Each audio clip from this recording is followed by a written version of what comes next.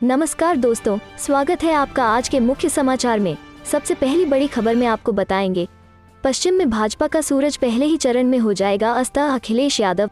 इसी के साथ दूसरी बड़ी खबर में जिक्र होगा कि महंगाई घटाने, रोजगार बढ़ाने, सिलेंडर सस्ता करने समेत उत्तराखंड को 4 सौगात देने का राहुल ने किया वादा।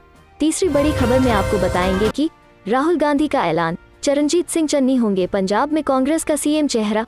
दोस्तों, हर एक खबर की गहराई में आपको ले जाएंगे, लेकिन उससे पहले अगर आपको भी ऐसा लगता है कि भाजपा की उल्टी गिनती शुरू हो चुकी है तो आप अभी इस वीडियो को लाइक कीजिए और इस लाल बटन को दबाकर चैनल को सब्सक्राइब करके घंटी बजाइए और कमेंट में लिखे जय हिंद। पश्चिम में भाजपा का सूरज पहले ही चरण में हो जाएगा अस्त, अखिलेश यादव। जी हां दोस्तों, कस्बा करहल की चुनावी जनसभा में भाग लेने आए सपा के राष्ट्रीय अध्यक्ष अखिलेश यादव ने रविवार को लोहिया और बाबा साहब के अनुयायियों को एक साथ आने का आह्वान किया। कहा कि मुलायम, लोहिया और बाबा साहब की नीतियों के साथ सपा के लोग आगे बढ़ेंगे। किसी के साथ भेदभाव नहीं होगा, सबके साथ न्याय किया जाएगा। उन्होंने करहल सीट पर उत्तर प्रदेश में सर्वाधिक मतों से जिताने का आह्वान भी भीड़ से किया। अखिलेश यादव ने कहा कि भाजपा के लोग चुनाव को दूसरी तरफ ले जाने का प्रयास करेंगे, षड्यंत्र किए जाएंगे, लेकिन पश्चिम से चुनाव की शुरुआत हो रही है। पहले ही चरण में पश्चिम से भाजपा का सफाया हो जाएगा। भाजपा का सूरज हमेशा के लिए पश्चिम में अस्त हो जाएगा। अखिलेश ने कहा कि ये चुनाव उत्तर प्रदेश के भविष्य का चुनाव है, बाबा साहब के संविधान को बचाने का चुनाव है। समाजवादी लोग नेताजी, लोहिया और बाबा साहब की नीतियों को लेकर आगे बढ़ेंगे। भाजपा के लोगों का सबसे पसंदीदा काम शौचालय का है। भाजपा ने ऐसी शौचालय बनाए हैं जिसमें पानी की व्यवस्था ही नहीं है। समाजवादी पार्टी की सरकार आएगी तो जितने भी बातें जनता से किए गए हैं उन्हें पूरा किया जाएगा। चलते हैं अगली खबर की तरफ। महंगाई घटाने, रोजगार बढ़ाने, सिलेंडर सस्ता करने समेत उत्तराखंड को 4 सौगात देने का राहुल ने किया वादा। जी हां दोस्तों, उत्तराखंड विधानसभा चुनाव 2022 से पहले राहुल गांधी ने प्रदेश की जनता से 4 बड़े वादे किए हैं। उन्होंने वादा किया है कि कांग्रेस की सरकार बनी तो लोगों को रसोई गैस के सिलेंडर के लिए 500 रुपए से अधिक का भुगतान नहीं करना होगा। साथ ही कहा कि कांग्रेस की सरकार बनने पर उत्तराखंड के कम से कम 5 लाख परिवारों को हर महीने 40,000 रुपए दिए जाएंगे। कांग्रेस के पूर्व राष्ट्रीय अध्यक्ष एवं स्टार प्रचारक राहुल गांधी ने हरिद्वार में उत्तराखंडी स्वाभिमान रैली को संबोधित करते हुए यहां जनता से कुछ वादे किए। राहुल गांधी ने कांग्रेस पार्टी की ओर से वादा किया कि आम लोगों को महंगाई से निजात मिलेगी, लाखों लोगों को रोजगार मिलेगा, सस्ता सिलेंडर मिलेगा और छत्तीसगढ़ की तरह उत्तराखंड में भी न्याय योजना को लागू किया जाएगा। चलते हैं अगली खबर की तरफ। राहुल गांधी का ऐलान, चरणजीत सिंह चन्नी होंगे पंजाब में कांग्रेस का सीएम चेहरा। जी हाँ दोस्तों, कांग्रेस नेता राहुल गांधी ने रविवार को लुधियाना में एक रैली के दौरान पंजाब विधानसभा चुनाव के लिए पार्टी के मुख्यमंत्री पद के उम्मीदवार की घोषणा कर दी। राहुल गांधी ने कहा कि पंजाब में मौजूदा मुख्यमंत्री चरणजीत सिंह चन्नी ही कांग्रेस का सीएम चेहरा होंगे। राहुल ने कहा कि ये मेरा नहीं, पंजाब के लोगों का फैसला है। राहुल गांधी ने कहा, चन्नी जी गरीब घर के बेटे हैं, गरीबी को समझते हैं, गरीबी से निकले हैं और उनके दिल में, खून में पंजाब है। सिद्धू जी के दिल में, खून में पंजाब है। आप काट के देखे, कभी खून निकलेगा और उसमें पंजाब दिखेगा।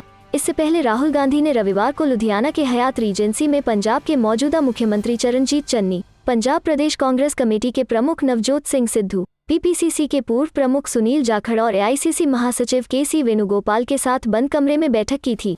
बता दें कि पंजाब में 20 फरवरी को विधानसभा चुनाव होने वाले हैं। वहीं लुधियाना में वर्चुअल रैली के दौरान पंजाब कांग्रेस अध्यक्ष नवजोत सिंह सिद्धू ने कहा, मैंने राहुल गांधी के फैसले को स्वीकार कर लिया है। अगर मुझे निर्णय लेने की शक्ति दी गई तो मैं माफिया को खत्म कर दूंगा, लोगों के जीवन में सुधार करूंगा। सत्ता नहीं मिली तो आप जिसे भी सीएम बनाएं उसके साथ मुस्कुराकर चलूंगा। चलते हैं अगली खबर की तरफ। यूपी चुनाव, अखिलेश यादव का साथ देने लखनऊ जाएंगी ममता बनर्जी, वर्चुअल रैली को करेंगी संबोधित। जी हाँ दोस्तों, पश्चिम बंगाल की मुख्यमंत्री ममता बनर्जी आज लखनऊ पहुंचने वाली हैं। वो समाजवादी पार्टी के चीफ अखिलेश यादव के साथ भारतीय जनता पार्टी के खिलाफ वर्चुअल रैली करेंगी। बता दें कि उत्तर प्रदेश में 7 चरणों में चुनाव कराए जाएंगे। अब तक के ओपिनियन पोल के मुताबिक यूपी में मुख्य रूप से सपा और भाजपा आमने सामने हैं। बता दें कि पिछले साल जब पश्चिम बंगाल में चुनाव था तो अखिलेश यादव ने भी सपा के राष्ट्रीय उपाध्यक्ष किरणमय नंदा और सपा राज्यसभा सदस्य जया बच्चन को ममता बनर्जी के लिए प्रचार करने के लिए भेजा था। जनवरी में उन्होंने ममता बनर्जी को उत्तर प्रदेश आने का न्योता दिया था। चलते हैं अगली खबर की तरफ। ठंड अभी नहीं जाने वाली, दिल्ली और यूपी में फिर से हैं बारिश के आसार। जी हाँ दोस्तों, ठंड, बारिश और बर्फबारी से अभी राहत मिलने के आसार नजर नहीं आ रहे हैं। भारत मौसम विज्ञान विभाग के अनुसार एक और पश्चिमी विक्षोभ 8 फरवरी की रात से उत्तर पश्चिमी भारत को प्रभावित कर सकता है। 9 फरवरी को दिल्ली में आसमान में बादल छा सकता है और हल्की बारिश हो सकती है। पश्चिमी विक्षोभ ऐसे तूफान हैं जो सर्दियों में वर्षा लाते हैं। एक पश्चिमी विक्षोभ ने पिछले सप्ताह भी दिल्ली में बारिश, बादल और तापमान में कमी लाया था। सोमवार को जारी आईएमडी अपडेट के अनुसार अगले 2 दिनों के दौरान उत्तर पश्चिम भारत के कुछ हिस्सों में न्यूनतम तापमान में 2 से 4 डिग्री की बढ़ोतरी होने की संभावना है। सप्ताह भर में अधिकतम तापमान 19 डिग्री से 25 डिग्री सेल्सियस के बीच रहने का अनुमान है। सोमवार को सुबह 8:30 बजे तापमान 11.8 डिग्री सेल्सियस था। वहीं सापेक्षिक आर्द्रता 87% थी। बस्ती में नतमस्तक होकर जनता से माफी मांगते नजर आए बीजेपी विधायक, जाने क्या है वजह। जी हाँ दोस्तों, उत्तर प्रदेश में जैसे जैसे वोटिंग का समय नजदीक आ रहा है वैसे वैसे नेताओं के दिल की धड़कनें भी बढ़ती जा रही हैं। क्या पक्ष क्या विपक्ष सभी को नतमस्तक होकर जनता के सामने गिड़गिड़ाना पड़ रहा है। जनता भी अपने वोट की ताकत को समझते हुए इन नेताओं को नाको चने चुभवा रही है। ऐसा ही एक नज़ारा बस्ती जिले के कप्तानगंज विधानसभा में भी देखने को मिला, जहां बीजेपी के सिटिंग एमएलए चंद्र प्रकाश शुक्ला बकायदे मंच पर जनता के सामने दंडवत होकर क्षमा मांगते नजर आए। दरअसल कप्तानगंज विधानसभा क्षेत्र का समुचित विकास न होने से जनता में काफी असंतोष है, जिससे अब विधायक जी को जनता का विरोध भी झेलना पड़ रहा है। अभी कुछ दिन पहले ही टिकट मिलने के बाद विधायक चंद्र प्रकाश शुक्ला का स्वागत कार्यकर्ता कर ही रहे थे कि एक युवक क्षेत्र में विकास न होने की वजह से विरोध करते हुए नाराजगी जाहिर की, जिसके बाद विधानसभा जी बैकफुट पर नजर आते दिखे हैं। जनता के इसी मूड को भांपते हुए विधायक जी ने कल एक सभा बुलाई, जिसमें नेताजी ने बाकायदा जमीन पर गिरकर जनता से माफी मांगी। इतना ही नहीं, जनता से माफी मांगते वक्त विधायक जी की आंखें नम हो गई। चलते हैं अगली खबर की तरफ। अमेठी से बीजेपी उम्मीदवार चंद्र प्रकाश मिश्र की मुश्किलें बड़ी, घर की हो सकती है कुर्की। जी हाँ दोस्तों, पूर्व विधायक और अमेठी सांसद स्मृति ईरानी के करीबी चंद्र प्रकाश मिश्र मटियारी से जुड़ा एक पुराना मामला सामने आया है। करीब 9 साल पहले दिल्ली की पटियाला कोर्ट ने उन्हें एक मामले में भगोड़ा घोषित कर रखा है। साथ ही कोर्ट ने अमेठी के डीएम को मामले में कुर्की का आदेश दिया था। वहीं कार्रवाई नहीं करने पर अब कोर्ट ने सख्त रुख अपनाया है। कोर्ट ने 4 अप्रैल तक कार्रवाई कर सूचित करने के लिए और कार्रवाई नहीं करने पर डीएम को तलब होने का आदेश दिया है। बीजेपी ने चंद्र प्रकाश मिश्र को इस बार गौरीगंज से टिकट दिया है। कहा जा रहा है कि आगामी 6 फरवरी को नामांकन भी करेंगे। अब कोर्ट से नोटिस आने के बाद सियासी गलियारों में चर्चाएं 6 फरवरी को नामांकन भी करेंगे। अब कोर्ट से नोटिस आने के बाद सियासी गलियारों में चर्चाएं तेज हो गई हैं। वहीं सीएम योगी आदित्यनाथ ने शुक्रवार को गोरखपुर से विधानसभा चुनाव के लिए नामांकन कर दिया है। इसके बाद उनके खिलाफ यहां से चुनाव मैदान में उतरे आजाद समाज पार्टी के अध्यक्ष चंद्रशेखर आजाद ने योगी पर बड़ा आरोप लगाया है।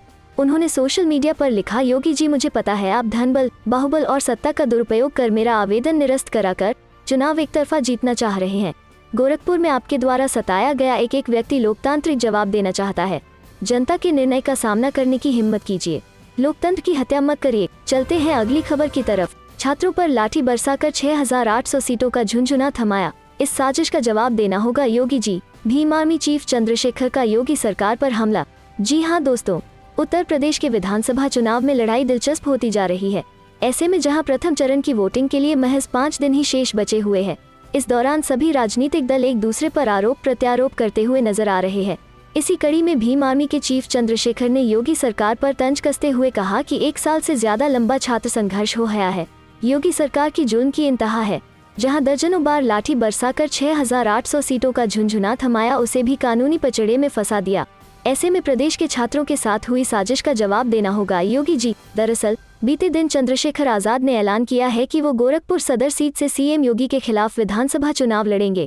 इस दौरान चंद्रशेखर ने आरोप लगाते हुए कहा कि वो सत्ता में हैं, सरकारी मशीनरी का दुरुपयोग कर रहे हैं और जो बन पड़ रहा है वो कर रहे हैं। चंद्रशेखर ने कहा कि यदि आपने 5 साल काम किया तो ऐसा क्यों है कि नॉमिनेशन में पूरी फौज उतारनी पड़ रही है, और वो भी समय और मुहूर्त तय करके, क्योंकि मुख्यमंत्री हताश हैं।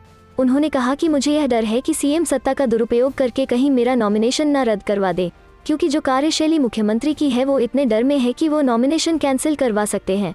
चलते हैं अगली खबर की तरफ। मूर्ख हैं वो लोग जो कहते हैं कि तेजस्वी यादव बनेंगे आरजेडी प्रमुख, लालू यादव। जी हाँ दोस्तों, राष्ट्रीय जनता दल प्रमुख लालू प्रसाद यादव ने शुक्रवार को उन अटकलों को पूरी तरह से खारिज कर दिया कि वो पद छोड़ देंगे और बेटे तेजस्वी यादव अगले पार्टी अध्यक्ष के रूप में पदभार संभाल सकते हैं।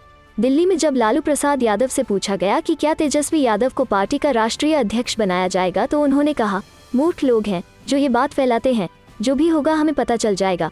इससे पहले शुक्रवार को राजद नेता तेज प्रताप यादव ने भी तेजस्वी यादव को पार्टी अध्यक्ष बनाए जाने की बात को खारिज करते हुए कहा था कि लालू प्रसाद यादव अध्यक्ष बने रहेंगे। पार्टी की राष्ट्रीय कार्यकारिणी की आगामी बैठक पर उन्होंने कहा कि पार्टी संगठन से जुड़े कई अहम लोग मौजूद रहेंगे। हालांकि उन्होंने बैठक में पूर्व मुख्यमंत्री के शामिल होने की पुष्टि नहीं की। राजद की राष्ट्रीय कार्यकारिणी की बैठक 10 फरवरी को पटना में होनी है, जिसमें बिहार की पूर्व मुख्यमंत्री राबड़ी देवी, आरजेडी नेता तेजस्वी यादव और अन्य वरिष्ठ नेता शामिल होंगे। कार्यकारिणी की बैठक में लालू प्रसाद के भी शामिल होने की संभावना है।